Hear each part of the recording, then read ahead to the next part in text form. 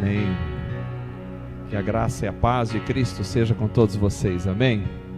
Podem assentar.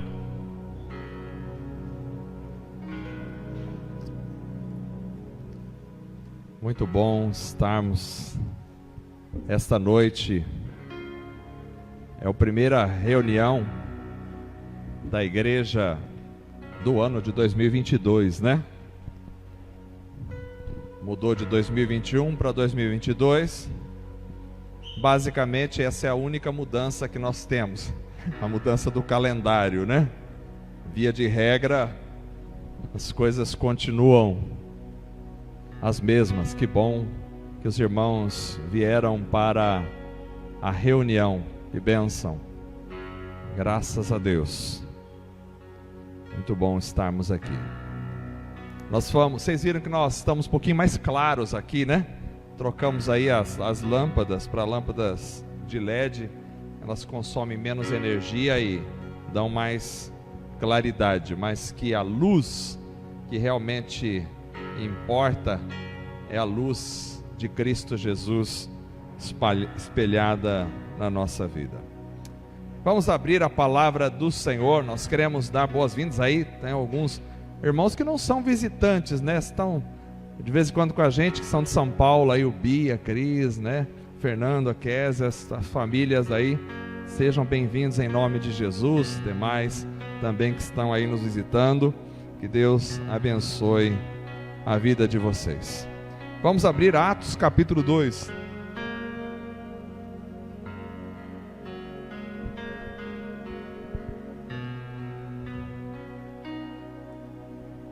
Atos capítulo 2. As crianças podem sair para o seu culto lá nos fundos.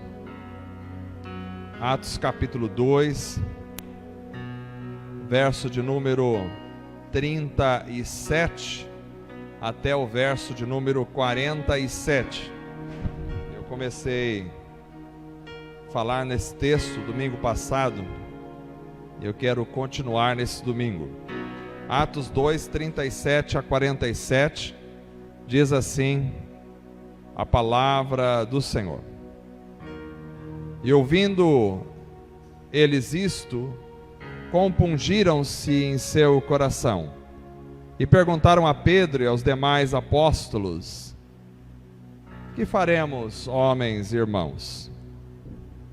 E disse-lhes Pedro: arrependei-vos, e cada um de vós seja batizado em nome de Jesus Cristo para perdão dos pecados, e recebereis o dom do Espírito Santo.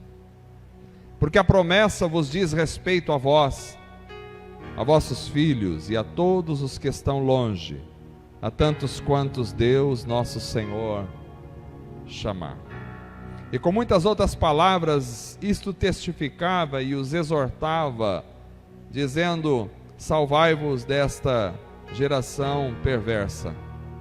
De sorte que foram batizados os que de bom grado receberam a sua palavra, e naquele dia agregaram-se quase 3.000 almas, e perseveravam na doutrina dos apóstolos e na comunhão, e no partir do pão e nas orações.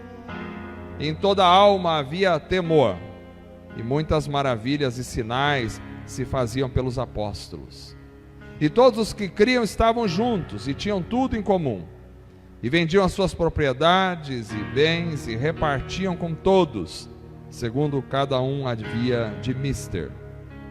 E perseverando unânimes todos os dias no templo, e partindo o pão em casa, comiam juntos com alegria e singeleza de coração, louvando a Deus e caindo na graça de todo o povo. E todos os dias acrescentava o Senhor à igreja aqueles que se haviam de salvar. Amém. Graças a Deus por essa palavra maravilhosa. Vamos orar ao Senhor.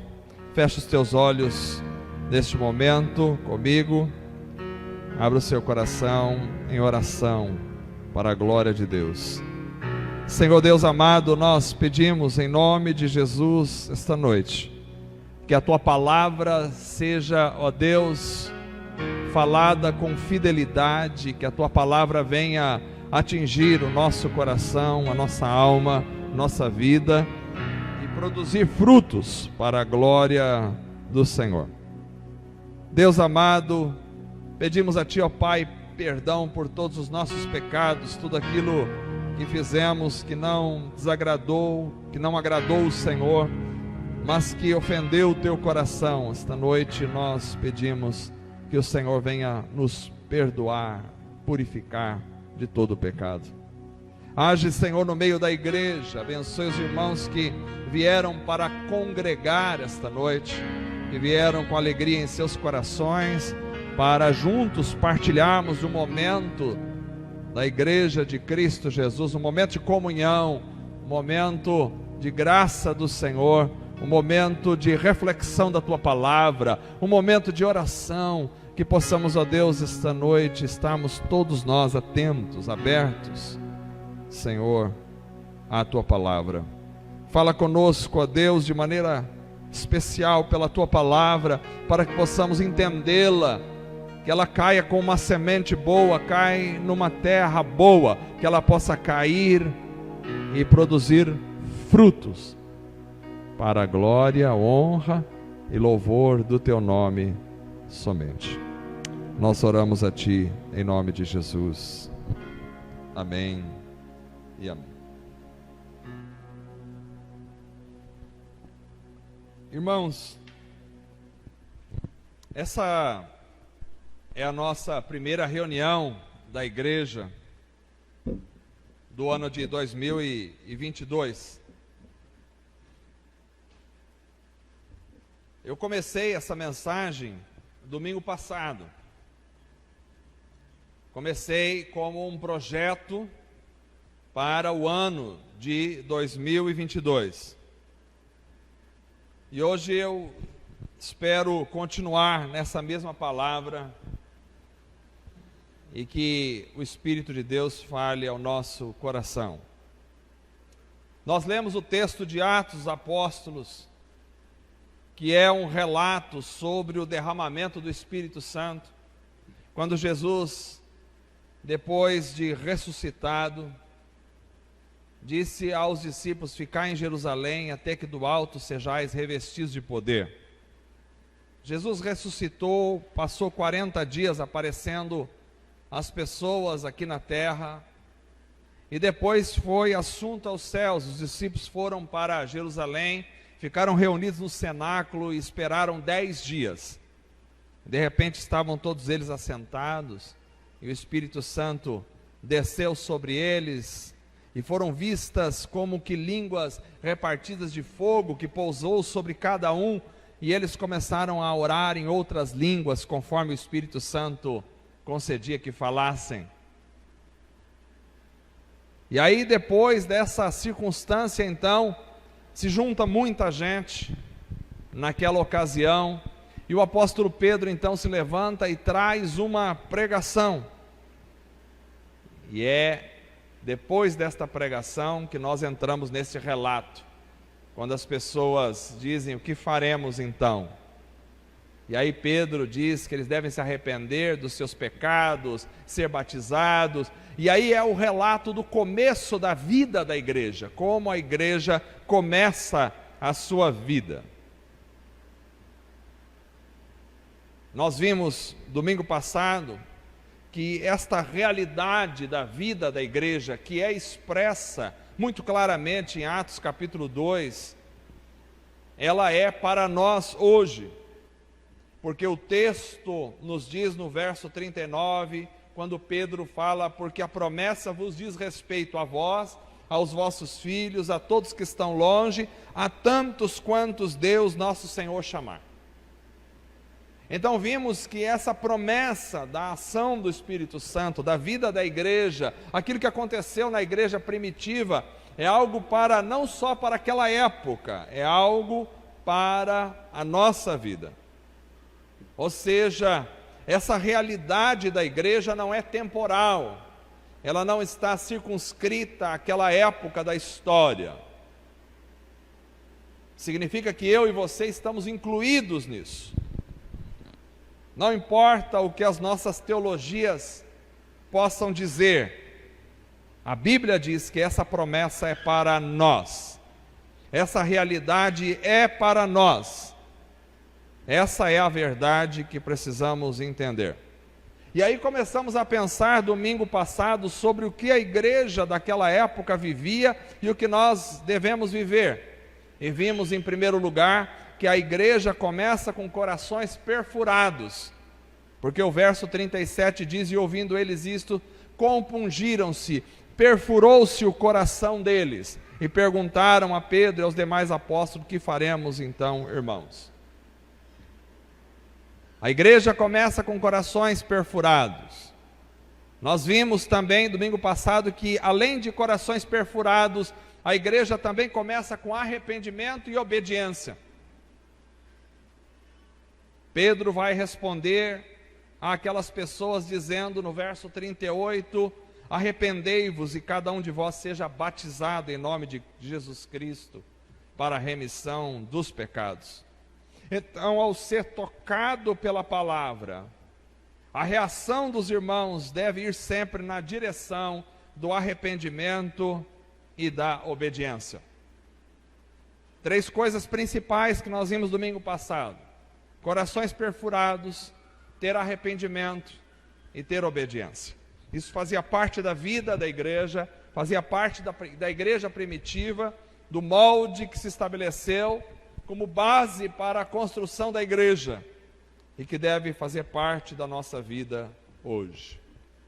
Então vamos dar continuidade a esse pensamento, porque nós percebemos que quando há corações perfurados, quando há arrependimento verdadeiro, e arrependimento é mudança de mente, mudança de vida, mudança de modo de pensar. Arrependimento não é remorso, arrependimento é mudança de direção. Estávamos indo em uma direção, mudamos a direção. Arrependimento é mudança de forma de enxergar a vida, mudança de forma de enxergar Deus, o mundo, o céu, a criação e toda a realidade.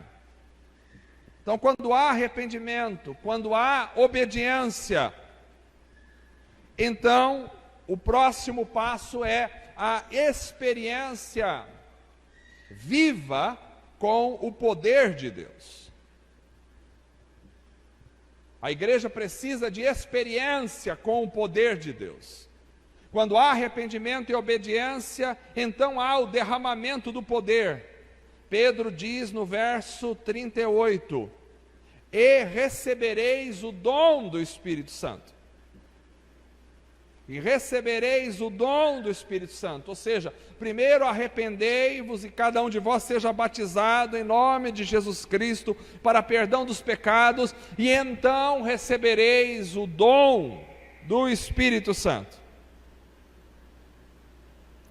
Ou seja, o poder do Espírito Santo precisa ser algo experimentado pela igreja hoje, não é algo que ficou lá no passado, não é algo que se resumiu a Atos capítulo 2, mas é algo que precisa estar presente hoje.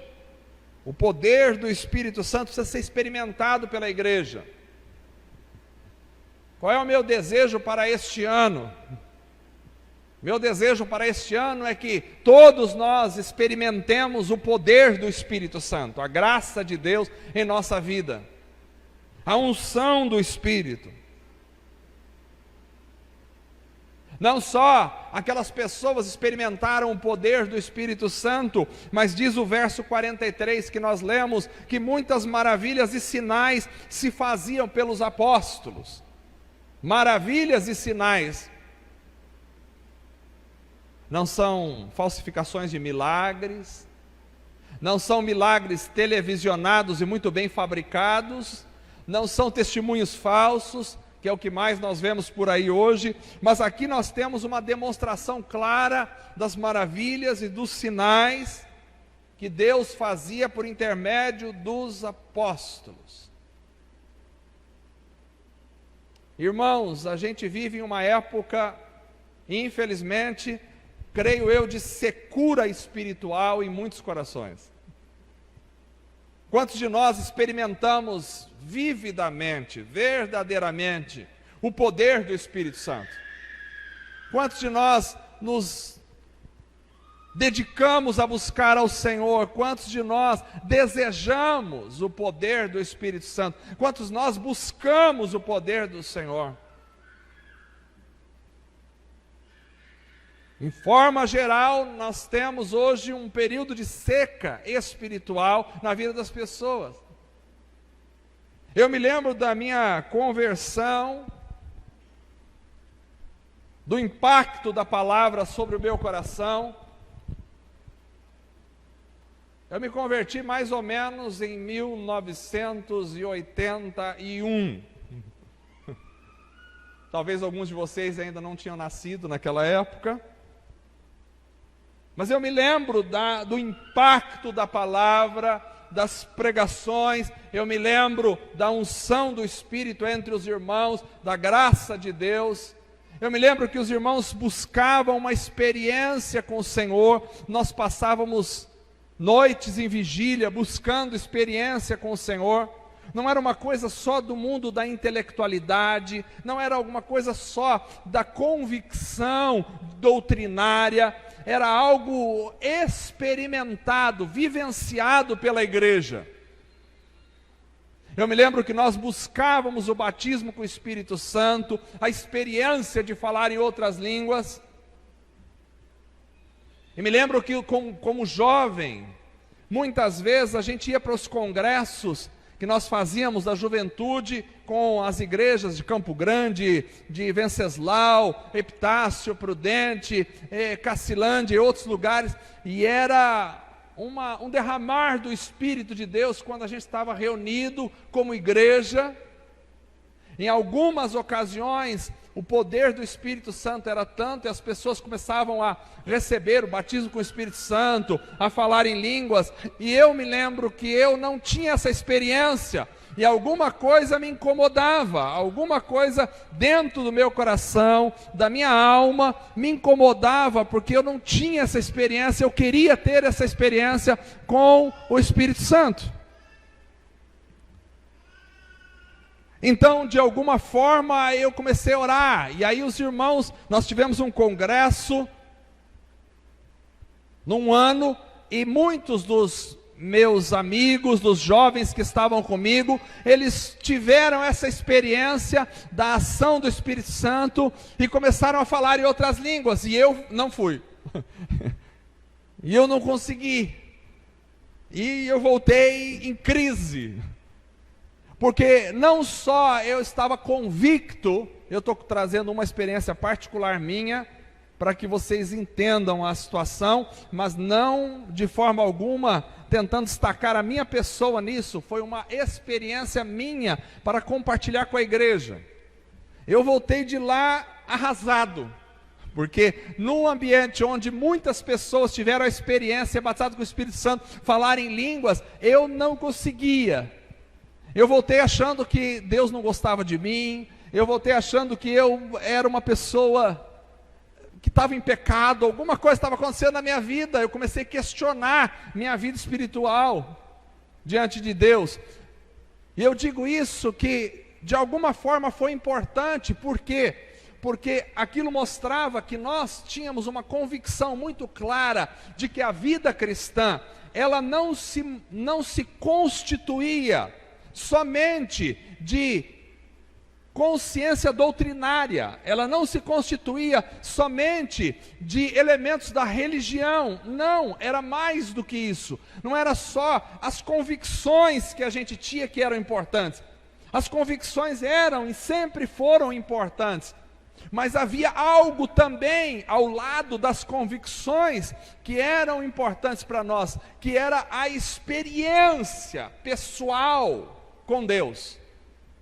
Não era só, eu estou convicto de um quadro doutrinário correto, não tenho heresias, está tudo certo, amém, está de bom tamanho, deixa assim mesmo. Não era só isso.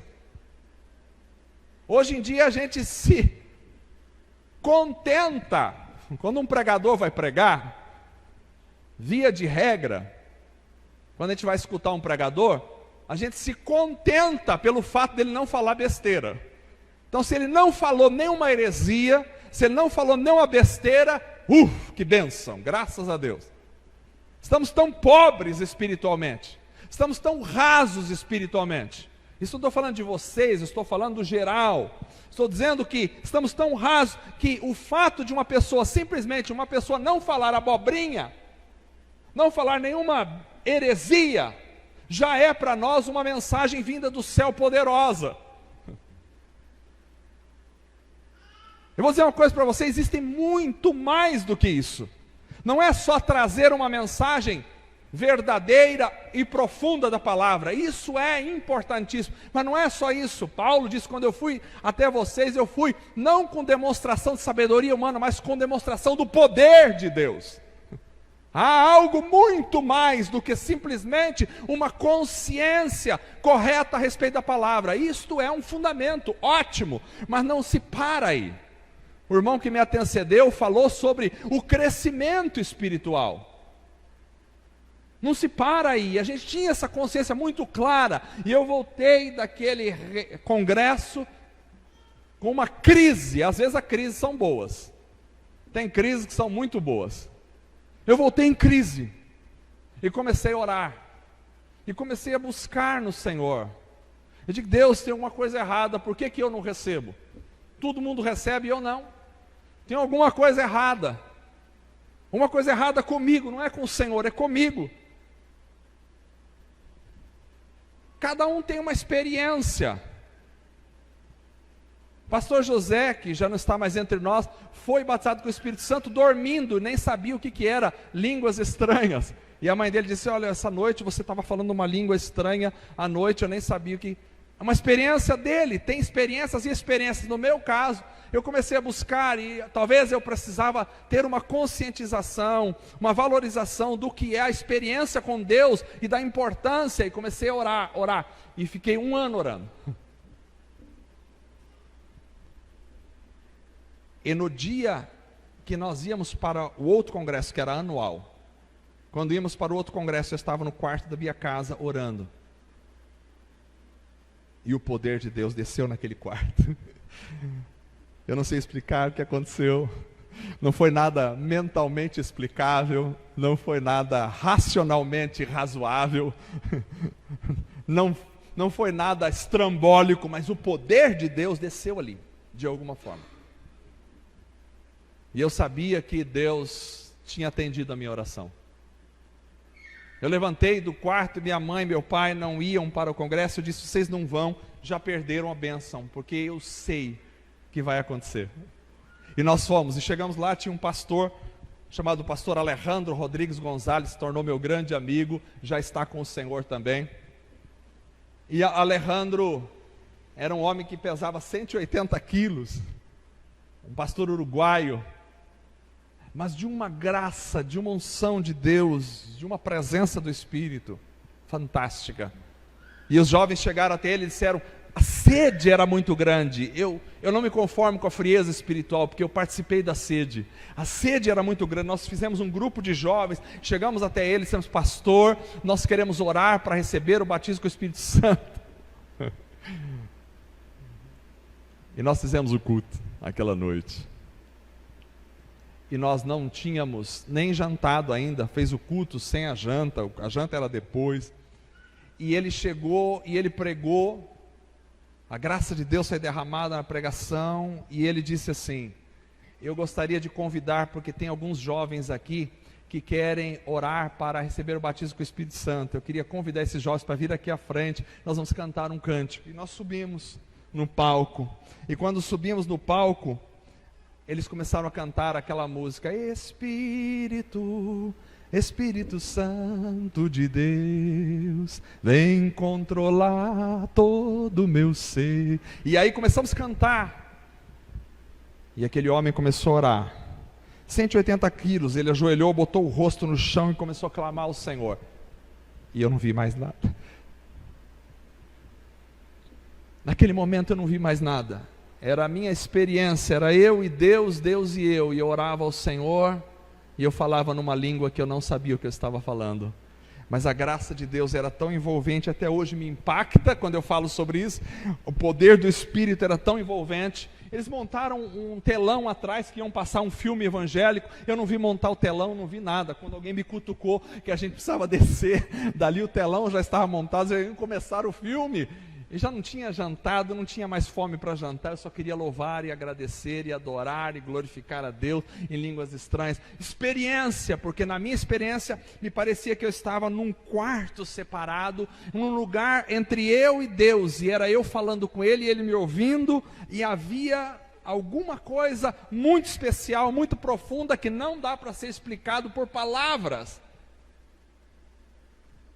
Por que eu contei tudo isso para vocês? Para dizer para vocês que há sim experiências com Deus, e que a nossa vida cristã não pode, de forma alguma, ser fundamentada e baseada tão somente numa consciência doutrinária correta. Não é só isso que Deus tem para nós. Isso é o primeiro passo.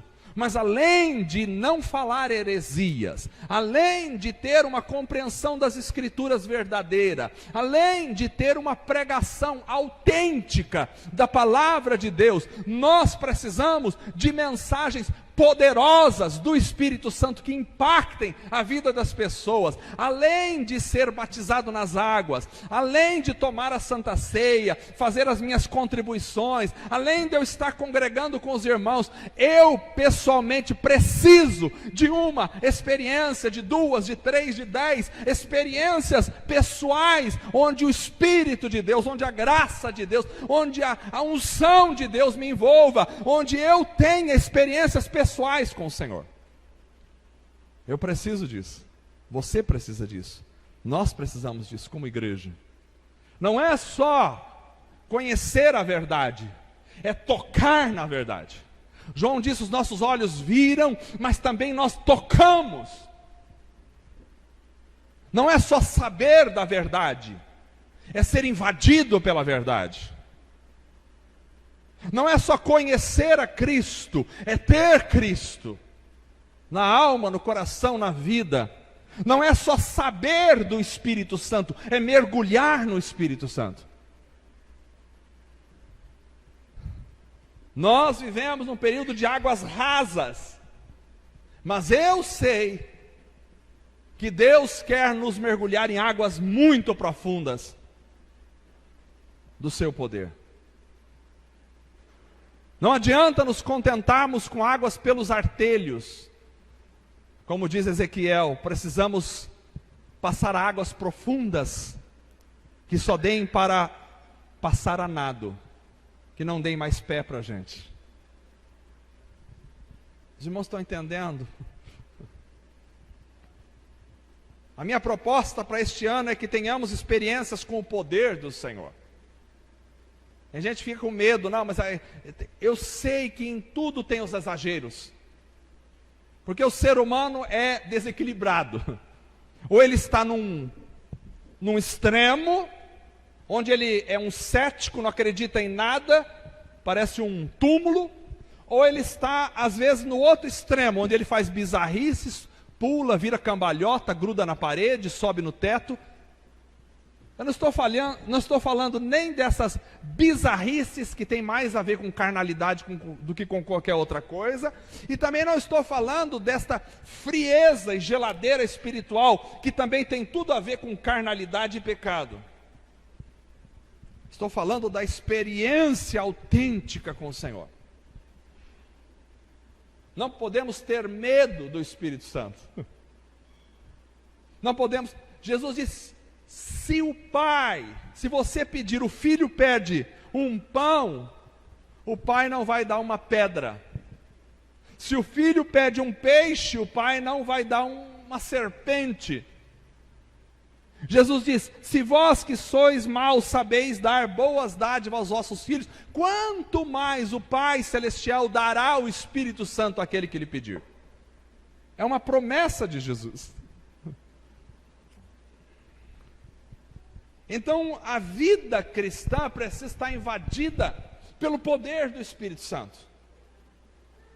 Não é poder de você sair na rua gritando, dando cambalhotas, fazendo coisas bizarras, nada disso. É a unção e a graça do Espírito Santo. Você pode me perguntar, você acredita que hoje as línguas estranhas são para hoje?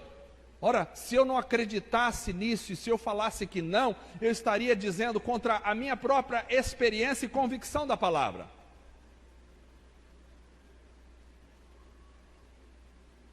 Você pode perguntar, você fala em línguas estranhas? Pela graça e misericórdia de Deus, falo. No púlpito, aqui na igreja, falo. Aqui na reunião da igreja, falo. Mas Paulo diz que se for na reunião da igreja, se não houver intérprete, então fique calado. Ou seja, eu não vou ficar falando em línguas estranhas no meio dos irmãos, audivelmente, falo com o Senhor. Você pode perguntar, você crê que existem cânticos espirituais em línguas? Creio, porque Paulo diz, orarei em línguas, orarei com entendimento, mas também com espírito. Cantarei com espírito, mas também cantarei com entendimento. E ali ele está falando de línguas estranhas. Por que existem as línguas estranhas? As línguas estranhas são um dom dado por Deus para a igreja. É um derramamento de Deus na igreja. Quando a gente ora em línguas estranhas, a nossa mente fica sem fruto, diz Paulo, mas em espírito nós oramos mistérios diante de Deus que a nossa mente não sabe.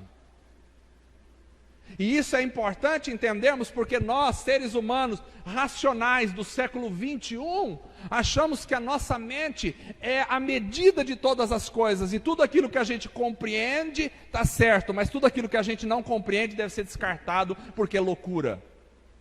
Não é assim. A nossa mente é tão pequena, é tão rasa, a nossa mente é tão limitada, que a gente não é capaz de compreender nem ao menos as coisas naturais, como direi então das espirituais. É simples, só você perguntar para qualquer neurocirurgião, para qualquer neurologista, se a ciência dá conta do cérebro humano. Nem o cérebro humano que está aqui, que pode ser estudado, o homem não consegue desvendar os mistérios do cérebro humano. Não consegue desvendar. Coisa simples, por exemplo. Você sabia que por que a gente boceja? E por que se você está perto de uma pessoa que está bocejando, dá vontade de você de bocejar? Sabe que o homem não tem explicação para isso? Pode procurar, não há explicação. Há suposições, mas não há explicação. A ciência não dá conta nem das coisas mais simples, nem explicar por que um ser humano boceja e por que se você vê alguém bocejando, você acaba bocejando também. Ninguém sabe explicar isso. Cientificamente não há explicação. Nós estamos falando de coisas da terra, nós estamos falando de coisas palpáveis. O Senhor Jesus disse, se vocês não entendem as coisas daqui, como é que eu vou falar das coisas do alto? Então, ao falar em línguas, o espírito nosso é tocado pelo Espírito de Deus e fala uma língua que a nossa mente não consegue captar, porque ela está acima da nossa racionalidade. Mas Paulo diz que quem ora em línguas edifica-se a si mesmo. É edificante para a pessoa, e se edifica a pessoa, acaba edificando por tabela a igreja também, porque se todos vocês são edificados, nós somos a igreja. Mas na reunião se deve profetizar e não falar em línguas, porque aí eu edifico a igreja na profecia, na reunião. Então precisamos de ter a experiência, meu Deus, não vou conseguir sair desse ponto hoje, misericórdia. E semana que vem estou viajando, mas vamos orar. Então precisamos disso, a experiência com o poder de Deus. Precisa tocar em todos nós. Nós precisamos ter a experiência com o poder de Deus. Homens no passado tiveram experiências com o poder de Deus. John Wesley, quando estava lendo um comentário de Romanos de Martinho Lutero, sentiu o coração perfurar e queimar como fogo. E foi considerado um dos grandes avivalistas da Inglaterra. Charles Finney era um homem tão cheio do poder de Deus, que ao entrar em alguns lugares as pessoas começavam a chorar, só pelo impacto da presença dele. Precisamos ter experiências com o poder de Deus. Mário Roberto Lindstrom, ao subir no púlpito de uma igreja, as pessoas eram cheias do poder. Só de subir, as pessoas eram cheias do poder de Deus, nos bancos. Jonathan Edwards pregou uma mensagem: pecadores na mão de um Deus irado, e as pessoas foram tão terrivelmente tocadas naquela noite, que elas se agarravam aos bancos e choravam. Em uma mensagem. Billy Graham, quando pregava, trazia a ação do poder de Deus em milhares e milhares de pessoas. Os presidentes dos Estados Unidos chamavam Billy Graham para ser seu conselheiro. Um simples camponês. Quem era Billy Graham? Já leram a biografia de Billy Graham? Um simples camponês que Deus chamou. Poder do Espírito. Hudson Taylor, homem cheio do Espírito Santo. William Carey, quando orava, Deus fazia a obra. Nós precisamos ter experiências com Deus, não podemos viver uma vida só de consciência verdadeira da palavra. Quando eu fui ter convosco, não fui simplesmente com sabedoria humana, não. Eu fui com demonstração do poder de Deus, diz Paulo.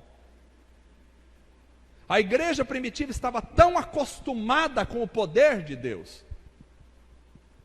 Ananias entrou, contou uma mentira para o apóstolo, caiu morto. Safira entrou, contou a mentira, caiu morto, na reunião da igreja. Paulo estava pregando, delongou até meia-noite aquela pregação, mais ou menos igual essa aqui, vai indo, até meia-noite foi a pregação dele. O rapaz estava sentado numa janela, caiu, quebrou o pescoço, morreu. Paulo chegou, orou por ele, ressuscitou, levantou, ele continuou pregando até raiar o dia. Pedro andava e a sombra de Pedro ia curando as pessoas, eles projetavam, ele vai passar aqui, o sol está ali, a sombra vai ser projetada ali, colocavam os doentes aonde passaria a sombra, e ele passava e a sombra dele curava. Alguma coisa está terrivelmente errada quando a igreja se satisfaz apenas com conteúdos teológicos, mas não tem demonstração do poder de Deus, não tem graça, não tem unção do poder de Deus. Alguns podem dizer: não, isso foi para aquela época. Não, é só estudar a história. Está aí o João, que conhece bastante da história da igreja. É só estudar a história da igreja e você vai ver manifestações do poder de Deus na história da igreja. John Wesley foi tão usado pelo poder do Espírito Santo que quando eles faziam conferências em alguns lugares, nas cidades onde eles estavam, começava a se fechar todos os bares. Os bares fechavam as portas, as boates fechavam as portas, fechava tudo as portas. Porque as pessoas iam se convertendo, iam mudando os hábitos, iam mudando a vida. Não tinha mais pinguços, bêbados jogados nas ruas. O poder de Deus. Nós precisamos ter experiência com o poder de Deus. Esse é o meu projeto para esse ano. E a partir daí, da experiência da vida da igreja, então a igreja vai começar a viver a vida. E a vida da igreja vai se caracterizar primeiro por um crescimento no conhecimento da palavra. Tem o poder e tem o conhecimento da palavra que vão andar juntos. O verso 42 diz: e perseveravam na doutrina dos apóstolos. Doutrina é ensinamento. Doutrina não é assim, não pode usar calça comprida, não pode cortar o cabelo. Isso aí é doutrina de homens. Ensinamento da palavra. Perseveravam, quer dizer, continuavam firmes, estavam ali, persistentes. Não é assim, comecei, parei. Não, perseveravam na doutrina dos apóstolos. Porque a palavra se torna um fundamento para a vida do cristão. E ele se deleita no conhecimento da palavra. Quantos de vocês conhecem a Bíblia? Quantos de vocês leem a palavra? Quantos de vocês estudam a palavra? A palavra não é um elemento de detenção dos pastores, não. Nós não pregamos aqui um obscurantismo intelectual, não. A palavra não é um elemento que só o pastor entende, não, misericórdia. A palavra é para a igreja, foi dada à igreja, é para você, para mim, para todos nós. Quantos de vocês leram a Bíblia? Quantos de vocês estão lendo a Bíblia? Quantos de vocês já leram a Bíblia inteira? Quantos de vocês estão no projeto de ler a Bíblia inteira este ano? Nós estamos no começo ainda, dá tempo. Quantos de vocês precisamos de ter conhecimento da palavra? Perseveravam na doutrina dos apóstolos. Você precisa conhecer a palavra. Conhecer para você não ser enganado. Conhecer para quando alguém pregue aqui, seja eu, seja qualquer outra pessoa, você tem o direito de conferir e o dever de conferir na palavra, ver se está certo. Porque eu não sou a sua medida da fé. Quem é a sua medida da fé é a palavra. É aqui que está a verdade. Eu sou apenas um servo e quero aprender com a palavra. Mas todos vocês têm o crivo da palavra para passar qualquer palavra que foi falada aqui. E se alguma coisa for falada nesse púlpito que tiver contrário à palavra, por favor, pela misericórdia de Deus, eu te peço, me pare lá na porta. Abra a palavra e diga: você falou isso e está contra a palavra. Se eu estiver errado, saiba, no outro dia, no outro culto, estarei aqui na frente, pedindo perdão a toda a igreja. Porque é a palavra que é a verdade. E nós precisamos estar dentro da palavra, mas você precisa conhecer a palavra, para não ser enganado. Então a palavra alimenta o coração, a palavra limpa o coração, a palavra edifica a pessoa. A vida da igreja se caracterizava por crescimento no conhecimento da palavra. Não é conhecer o beabá. Jesus Cristo morreu na cruz, tal, a gente tem que fazer a Santa Ceia, porque o Senhor Jesus deixou a ceia, e porque tem que batizar em nome do Pai, do Filho e do Espírito Santo, amém. E isso aí é o fundamento. Tem gente que não conhece nem o fundamento. Tem que conhecer o fundamento, mas não é só o fundamento. Crescer no conhecimento da palavra. Quanto mais a gente estuda a palavra, a gente vê que ela é muito mais profunda do que a gente pode imaginar.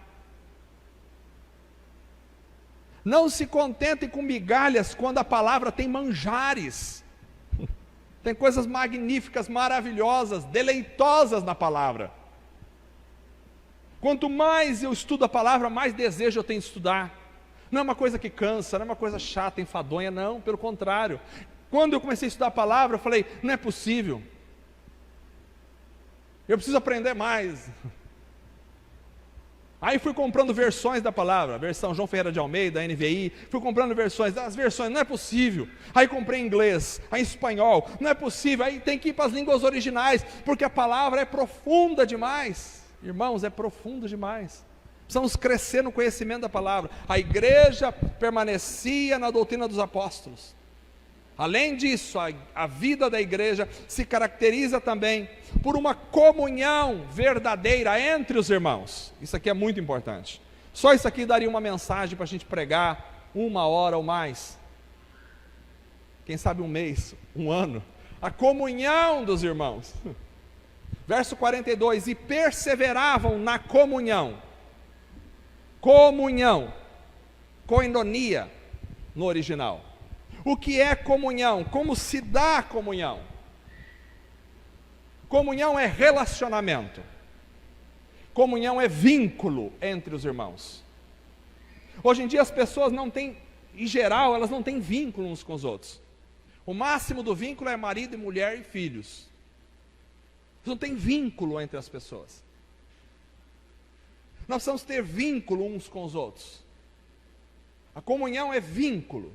Comunhão é relacionamento, comunhão é participação na vida um do outro.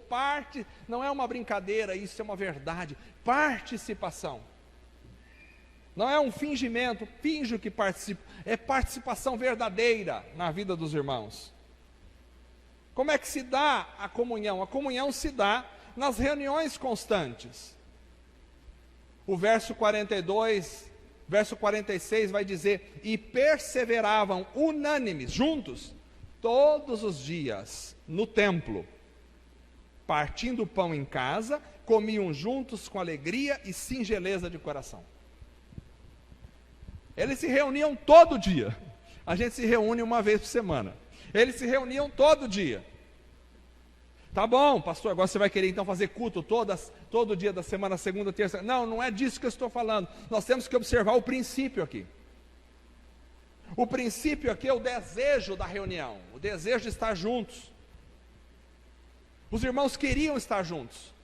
Não era, naquela época existia o templo ainda, porque o templo de Salomão, que foi reconstruído depois por Zorobabel, e que depois foi aumentado pelo rei Herodes, ele foi destruído no ano 70 depois de Cristo. Então, nessa época aqui, o templo ainda não estava destruído. Então eles se reuniam no templo. Depois foi destruído, a gente não tem o templo, a gente tem alguns lugares onde a gente se reúne.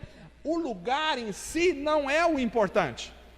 Pode ser aqui, pode ser debaixo de uma ponte, pode ser na praça, pode ser numa caverna. O lugar é o que menos importa. Claro que a gente quer um lugar mais confortável, para a gente ficar melhor, para conseguir entender melhor, para conseguir estar no calor desse, tudo bem, mas o lugar é o que menos importa. O que mais importa é o desejo de estar juntos.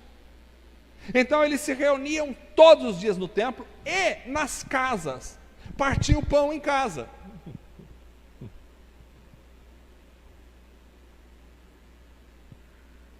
Além de querer estar juntos, eles queriam partir o pão juntos. O que é partir o pão? Partir o pão pode ser uma referência à ceia do Senhor. Quando se parte o pão na ceia do Senhor, eles estavam sempre partindo o pão juntos na ceia do Senhor. Pode ser uma referência às refeições comunitárias, onde eles gostavam de comer juntos, sentavam à mesa juntos, porque refeição fala de intimidade.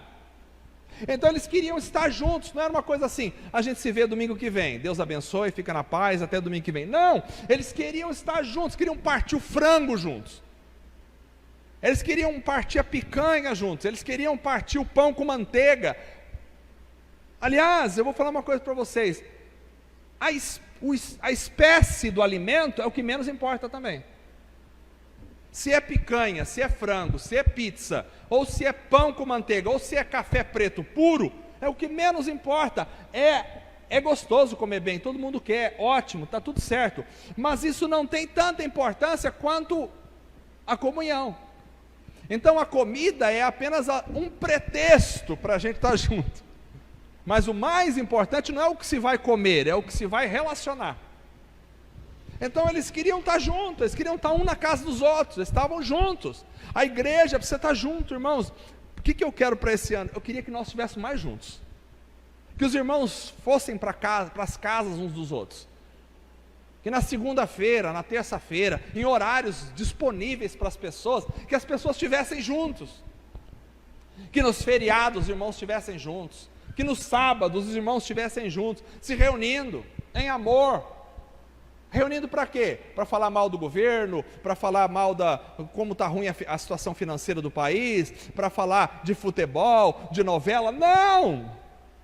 Reunindo para falar do Senhor, para compartilhar a vida, para compartilhar a paz de Cristo, ainda que entre assuntos desses tipos, mas o que mais interessa é o fluir da vida de Cristo nas nossas reuniões.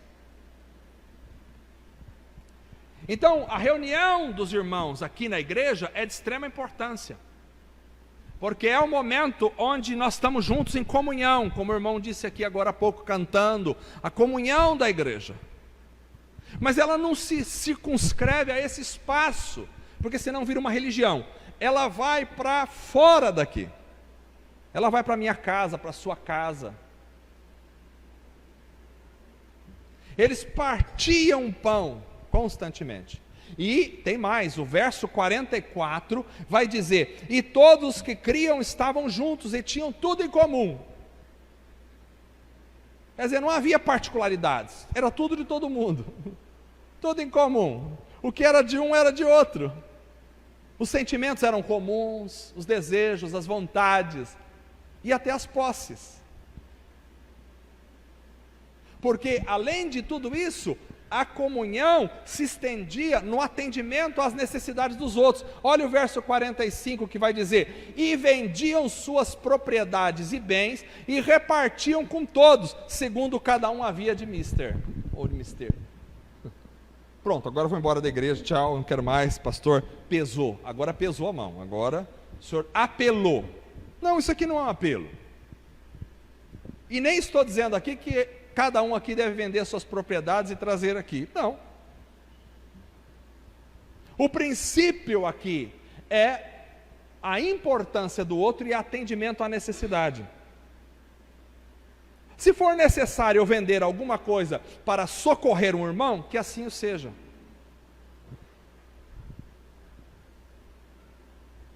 Os irmãos da Argentina tiveram uma experiência, se não me engano foi na Argentina, fantástica.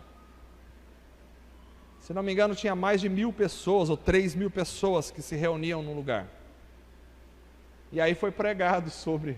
E eles tiveram uma convicção, eles mesmos tiveram uma convicção, e todos eles trouxeram para a liderança da igreja as escrituras das casas, documentos de carro, tudo, trouxeram tudo.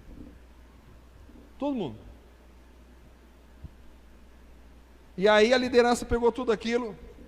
Cuidado, não faça isso, tem lugar. Mas aquela liderança era de Deus. Ela pegou tudo aquilo, eles sabiam o que fazer, começaram a orar. E ficaram um bom tempo orando. Oraram um ano, oraram sobre aquilo. O que nós vamos fazer com isso? Com todas essas coisas. E depois de muita oração, eles chegaram à conclusão. Chamaram os irmãos, nós estamos devolvendo para vocês. Vocês deram para o Senhor, continua sendo do Senhor, agora está emprestado para vocês. Não estou dizendo que nós temos que fazer a mesma coisa aqui, não é isso. Eu estou dizendo que nós precisamos ter essa consciência do compartilhar, do partilhar, partilha das coisas. É impossível que alguém esteja muito bem, vivendo do bom e do melhor, e o outro esteja passando fome. É impossível que isso aconteça. No meio da igreja, não pode. Misericórdia. É impossível que um irmão está prejudicado, precisando de um dinheiro para comprar até remédio, não tem, e o outro tem abundância e ninguém se manifesta.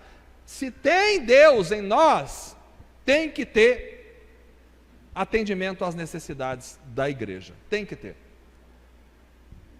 Então todos nós precisamos estar envolvidos nisso.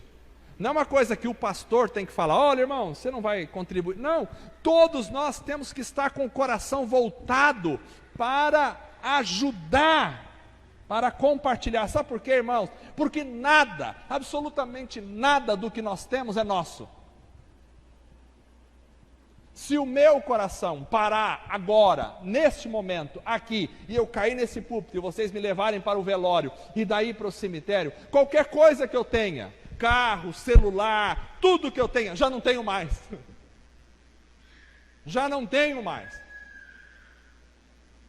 Porque num velório, o morto não tem a possibilidade nem sequer de escolher a roupa do corpo. Nós tivemos essa experiência difícil com o meu pai. Quando tivemos a notícia de que ele faleceu, 2h30, 3 horas da manhã, eu, a Carla, na casa da minha mãe, e olhando o guarda-roupa, que roupa nós vamos levar para colocar nele, no caixão? Ah, põe essa que está mais bonita. Ah, acho que ele gostava mais daquela outra. Ah, acho que essa aqui combina mais com ele. Nem a roupa do corpo você pode levar. Alguém vai botar uma roupa em você lá. E eu vou deixar bem claro, eu não tenho roupa de marca. Põe a pior que eu tiver em mim. Vai estragar, vai apodrecer. Dê para os outros que estão vivos. A gente não tem nada, nada do que a gente tem é nosso, nada.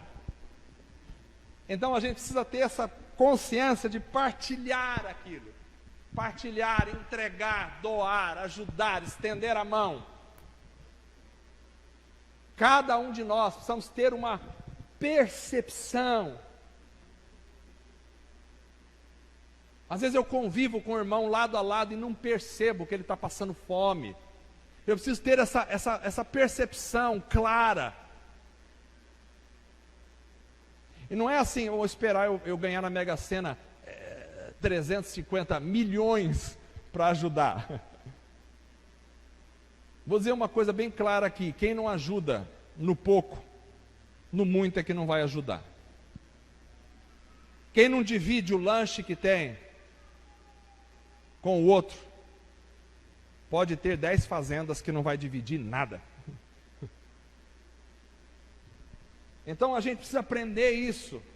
Entregar, partilhar, ajudar, estender a mão. Não é só estender a mão para o cara que está lá na sarjeta, esse também precisa.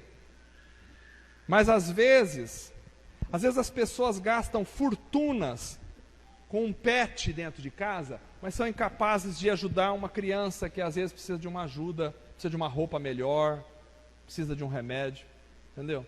Nossa geração está completamente atordoada no pecado. Precisamos compartilhar. Então a igreja chegou a tal ponto que os irmãos tiveram uma consciência tão clara da vida da igreja, que eles, não foi uma imposição, não foi uma regra, não foi uma doutrina, ninguém mandou, eles, isso aqui é um relato do que aconteceu, eles chegaram à conclusão de vender as coisas e entregar para ajudar quem não tinha. Pastor, eu preciso fazer exatamente isso aqui? Não, você precisa fazer exatamente o princípio. E o princípio é o amor ao outro. O princípio é aquilo que você tem não é teu, compartilha. O princípio é o que você pode fazer pelo outro, faça. E faça agora, não faça quando tiver. O médico falar assim, 3 meses de vida, aí você vai morrer. Então deixa eu dividir o que eu tenho. Agora já foi. É para você dar enquanto você tem 20 anos de idade, enquanto você tem 18 anos, quando você está com a força da juventude. É para você dar na sua maior força, não é para você dar quando você está capengando, e agora não, está morrendo, agora ele vai compartilhar. Ainda tem gente que nem nessa ainda não compartilha, está lá e está tentando ganhar mais dinheiro ainda para morrer, levar para onde? Precisamos compartilhar aquilo. Eu entendo isso, é um princípio da igreja. A igreja precisa estar com o coração aberto, todos nós. Mas a vida da igreja também se caracteriza por orações. O verso 42 diz que eles permaneciam nas orações. A oração é parte vital da vida da igreja. Nós precisamos orar. Precisamos orar não só como igreja, em conjunto aqui. Nós precisamos orar também nas nossas casas. Nós precisamos ter vida de oração. Você tem vida de oração? Precisamos ter vida de oração. Vida de oração. Orar para conhecer a Deus. Orar, por quê? Para pedir coisas. Também faz parte da oração o pedido. Mas orar principalmente para se relacionar com Deus. Relacionar. Oração é caminhada, é estar em contato com Deus. Nós precisamos orar como? Orar na nossa casa.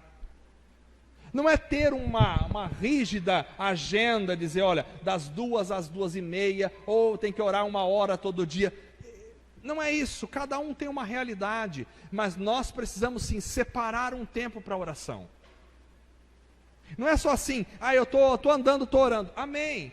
Isso também faz parte da vida de oração, mas Jesus também disse, entra no teu quarto e fecha a tua porta, quer dizer, um momento teu e de Deus. Que às vezes eu oro quando eu estou no dia a dia, no trânsito, e isso faz parte da vida de oração, mas eu também preciso de momento entre eu e Deus, Deus e eu, onde eu desligo o celular. A coisa mais difícil que tem é desligar o WhatsApp. Nós nos tornamos tão escravos, em modo geral, do WhatsApp, que se der um pane no WhatsApp, as pessoas entram em crise na hora. Não teve uma época que o WhatsApp saiu de vez em quando, sai do ar? Quando sai do ar, corre na internet, e agora o que aconteceu? Está acontecendo algum problema? O anticristo apareceu, meu Deus, e agora o que eu faço da minha vida? Não, teve um piripaque lá, não sei aonde, lá, um hacker lá, caiu um negócio, mas já vai voltar, ufa, glória a Deus, voltou o WhatsApp. Tem hora que é necessário desligar o WhatsApp, desligar o celular, desligar. Antes do celular, a gente vivia e não se preocupava em ser encontrado. Quem quiser falar comigo, vai na minha casa, manda recado, bate palma. Hoje em dia eu tenho uma necessidade de ser encontrado tão grande, que se alguém mandar uma mensagem e eu não ver aquela mensagem, misericórdia. Ai do meu filho, se pegar o meu WhatsApp e apagar a mensagem que alguém mandou, eu não vi. Não sei de onde surgiu essa necessidade, mas surgiu. A gente tem que se limpar disso um pouco. Abrir o coração, desligar a TV, desligar a internet, entrar no quarto, seja onde for, um lugar, você e Deus, onde você passe um tempo de oração. Isso é parte da vida da igreja. Também tem a oração comunitária, quando a gente está junto, orando, clamando, buscando ao Senhor. E a partir daí, já vou terminar, porque vocês já estão impacientes, fica tranquilo. Mas aí vem o verso 42, e em toda a alma havia temor do Senhor. Não só a vida de oração, mas também o temor de Deus estava no coração da igreja. Temor de Deus é respeito por Deus. Temor de Deus é fazer de Deus algo sério na minha vida. Havia temor em toda a alma, não era em meia dúzia, era em todos. Havia o temor do Senhor. Igreja sem temor é reunião para palhaços ficarem entretendo o povo.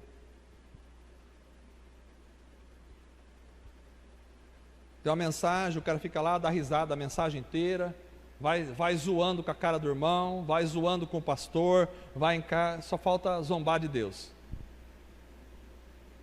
Não vejo isso em Jesus, não vejo isso nos apóstolos. Havia temor do Senhor. O povo de Israel tinha tanto temor de Deus, que o nome que foi revelado a Moisés, nós perdemos a sonoridade do nome. Porque, como vocês sabem, o Antigo Testamento foi escrito em hebraico, e o hebraico antigo ele não tinha vogais, ele só tinha consoantes. Então o pai ensinava para o filho a junção daquelas consoantes que som dava na palavra.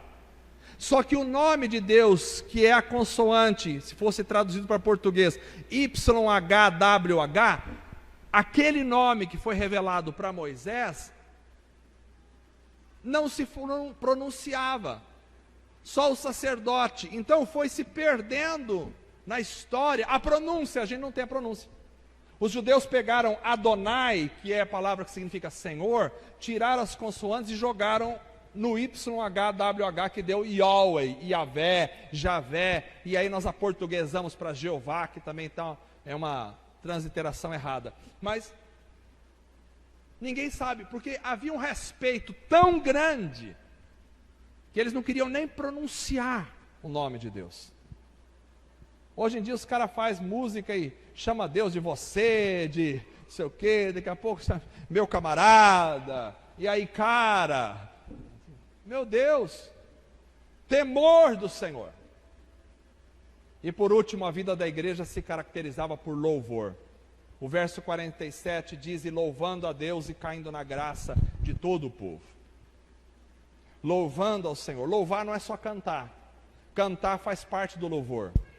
Louvar é elogiar, é exaltar, que pode vir a partir de músicas, que pode vir a partir de orações, de poesias. A igreja precisa louvar. Não é só louvar aquela música que é colocada lá. Aquela música é apenas uma diretriz para o momento. Mas o louvor tem que fluir espontaneamente da alma e do coração. Tem que acordar louvando. Era a realidade da igreja. E de repente você começa a louvar e começa a vir músicas, cânticos ao Senhor, que você nem sabe de onde está vindo, mas vem no teu coração. Você começa a cantar e fazer cântico novo. Quanto tempo faz que nós não temos um cântico novo? Alguém que diz assim: olha, eu estava ali, Deus me deu esse cântico. A igreja precisa produzir cântico. Porque quando está no coração, quando você se apaixona por uma mulher, vocês homens, aí eu vou falar para o Luiz Fernando, que é o cara mais apaixonado do momento aqui, que vai casar. Quando você se apaixona, quando os jovens se apaixonam, o que acontece? Não é? Vem poesia. Vou perguntar depois para a Mimi se veio poesia do Luciano. Vem poesia, surge na alma, cântico, poesia. Né? Surge de repente no coração. Por quê? Porque está apaixonado. Eu já fui disso, eu tinha um caderno de poesias. Eu não vou mostrar para vocês, ficou lá, está guardado, ninguém pode ver aquilo lá. Mas era a minha época de adolescente. Eu fazia poesia para as meninas da escola, que eu ficava apaixonado. Fazia as poesias, surgia música, surgia poemas, estava lá. Menina dos olhos não sei do que, e papapá. E eu colocava lá. Elas nem sabiam que eu existia, mas eu era apaixonado. Então fazia as poesias, era assim. Quando eu estou apaixonado por Deus, não é diferente. Surge a poesia na alma, no coração, no espírito. De repente você acorda um dia com uma música que vem na tua cabeça. Uma poesia para o Senhor. Irmãos, isso aí não é uma coisa de louco, isso é uma coisa da igreja. Isso aí deveria ser o normal da vida da igreja. O normal da vida da igreja deveria ser quando a gente está reunido, de repente surge um cântico no meio da igreja do nada. Deveria ser assim. Do nada não, do espírito, né? O normal da vida da igreja deveria ser assim, alguém chegar e falar, hoje Deus me deu um cântico, me deu uma letra, eu estou esperando a música agora para colocar, mas está na minha alma, está no meu coração, o louvor.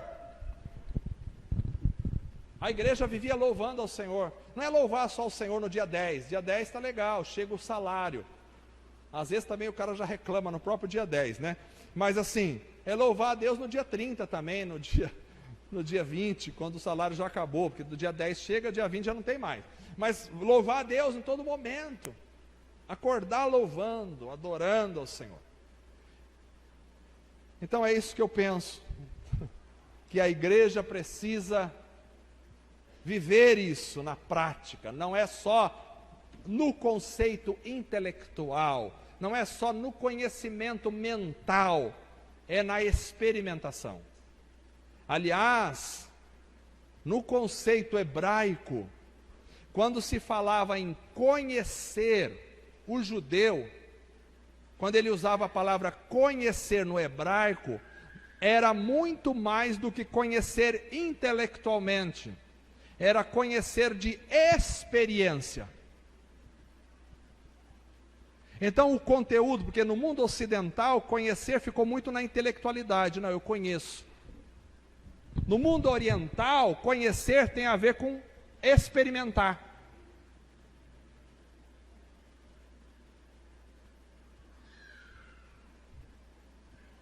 Por isso a Bíblia diz, e conheceu Adão, Eva, e ela teve um filho. Por aí a gente entende o que é o conhecer na profundidade de um ser. Vamos ficar em pé. Vamos orar.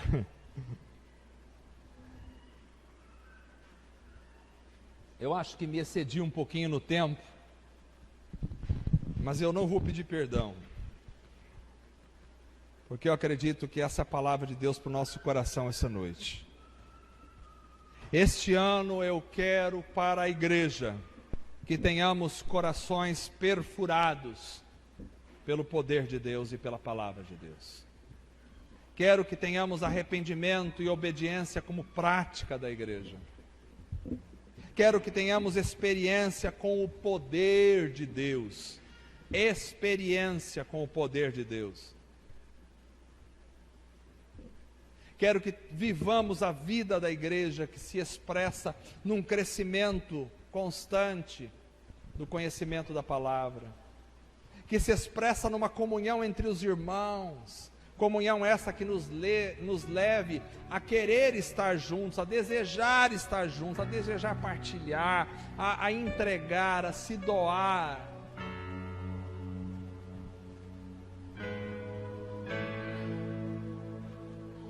O que eu desejo é que neste ano a gente possa partir mais o pão, tendo tudo em comum. E assim atender às necessidades uns dos outros, não só financeiras, mas também emocionais. Esse ano eu quero que tenhamos mais orações. Cada um de nós tenhamos vida de oração em casa, quando estivermos indo para o trabalho, no trânsito, vida de oração. Não só, sem oração ninguém cresce na presença de Deus. Sem oração ninguém amadurece. Sem oração ninguém experimenta a graça e o poder de Deus. Vida de oração, vida de poder. Vida sem oração, vida de geladeira espiritual. Precisamos ter temor do Senhor cada vez mais e louvor que encha a nossa realidade constantemente. Essa é a vida da igreja que eu desejo para este ano. Oremos ao Senhor. Deus amado, nós te louvamos, te agradecemos pela tua palavra, Senhor, esta noite. Pedimos em nome de Jesus que o Senhor venha tocar em nosso coração, que essa palavra aprofunde na nossa alma, na nossa vida, que ela encontre raízes em nosso ser mais profundo e que ela produza frutos para a glória do Senhor. Ajuda-nos a viver em comunhão verdadeira. Ajuda-nos a experimentar o teu poder verdadeiro na nossa vida.